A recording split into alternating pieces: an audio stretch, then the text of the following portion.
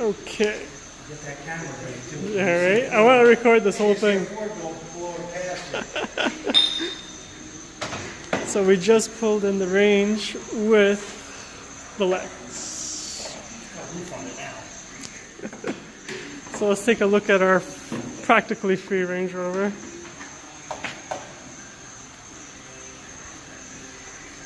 So what do you think? What are we planning on this? The roof is coming off. Huh? The roof is coming off. The roof is coming off.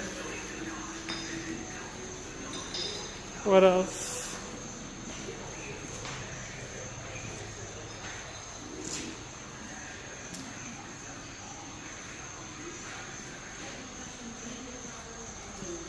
So we got our fleet. So the way I have it set up, I work with now. I just started working with Getaround.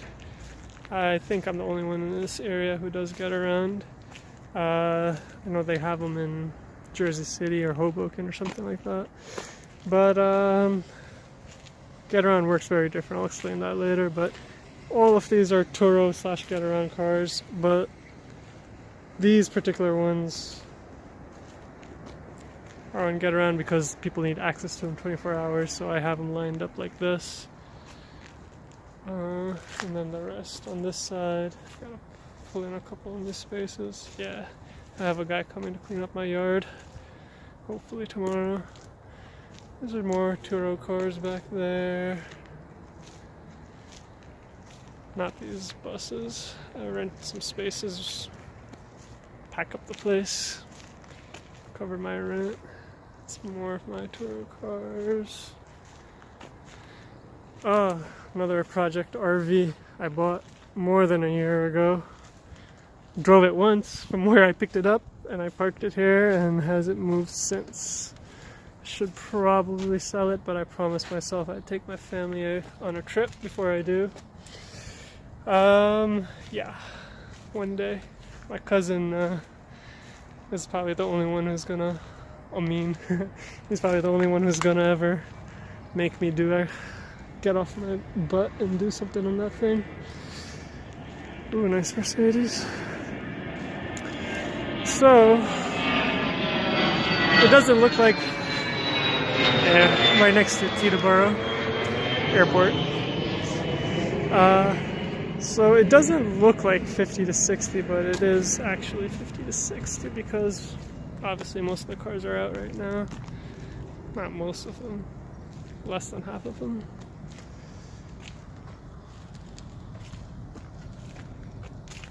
So, some info on Getaround. Getaround, what they do is they take your car, as long as it's eligible, they install a device where you can lock and unlock from your phone. And same with the customers. Once they rent it, they come on at their pickup time and they can just jump in the car and go. A little different than Turo. A little less money too, but money is money at the end of the day, right? Let's see what projects we got going inside. You already know the Range. That's my personal project. Just picked up the 15 Fusion. Dirt cheap, by the way.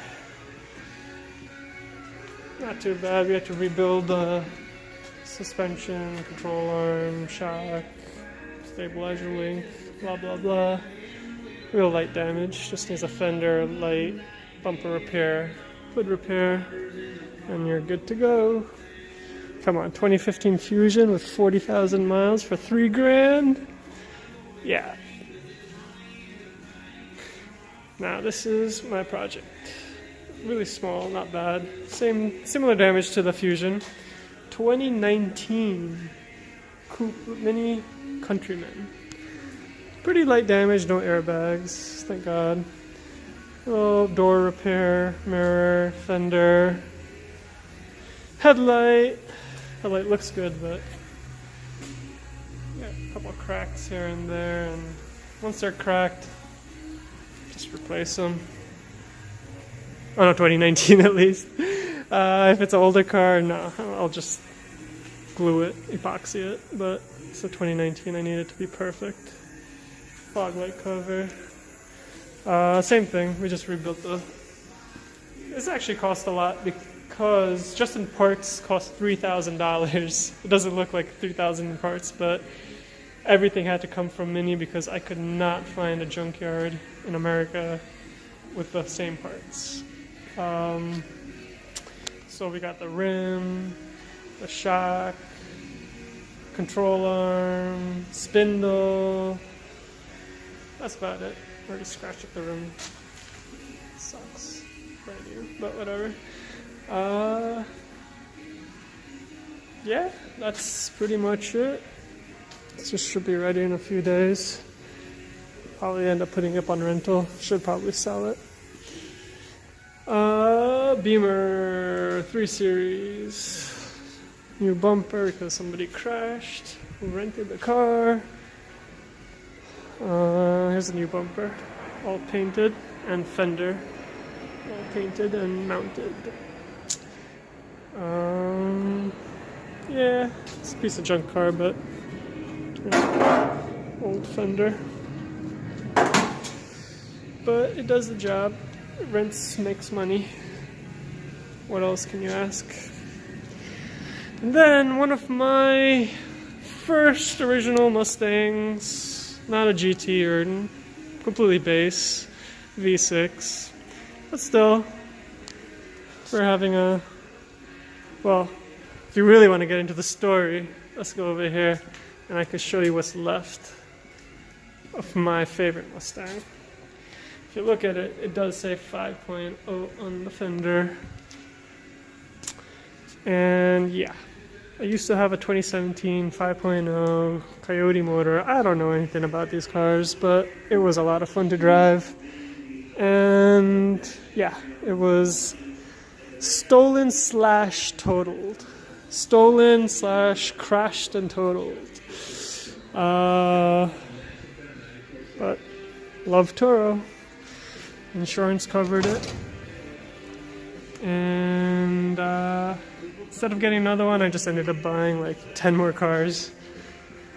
I don't know if that was the right choice because that money, I mean, that car did make me a nice amount of cash. Anyway, this is a 2014 convertible. I was an idiot. I don't do this anymore, of course, but I rented this out privately, and the person showed me their insurance, called, confirmed, everything like that. Takes it a couple days later, tells me it's stolen. They find it, it's crashed. Whole front end is gone. We rebuilt this whole front end pretty much so far. His insurance, I have no clue what happened, but when I called, they said that he had canceled it. So it did not, the accident apparently occurred after he canceled it. He tricked me. He got me.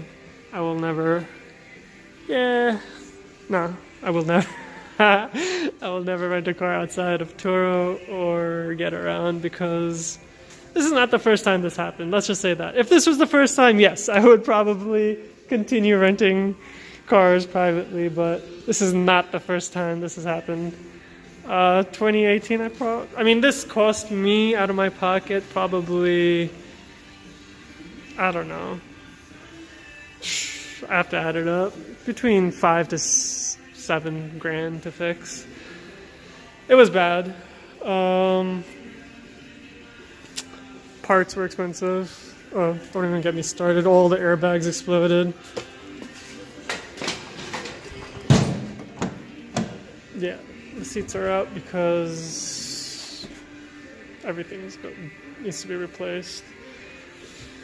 New airbags, which all from Ford.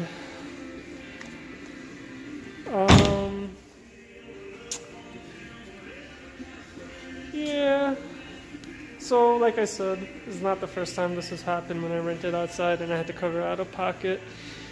From the top of my head, I just can't remember because I haven't done it for a long time, but I don't even ask me because I will not. Just go through the app and rent through the app.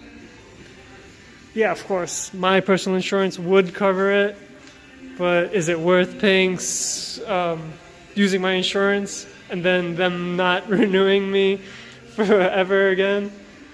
No. I'll pay the $7 grand and keep my insurance.